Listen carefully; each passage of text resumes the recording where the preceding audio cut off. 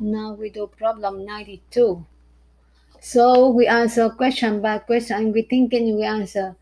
A. Electron energy are quantized in excited state but not in the ground state. That is false.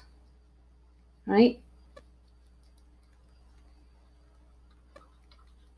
So electron get energy quantized, that means the limit energy at that position.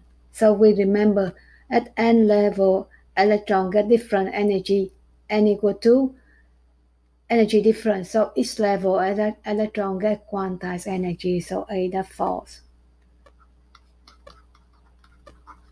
We go to B. The energy of an electron may be between the two. Oh no, energy is released as electron pass from the ground state to excited state. No, from the ground state to excited.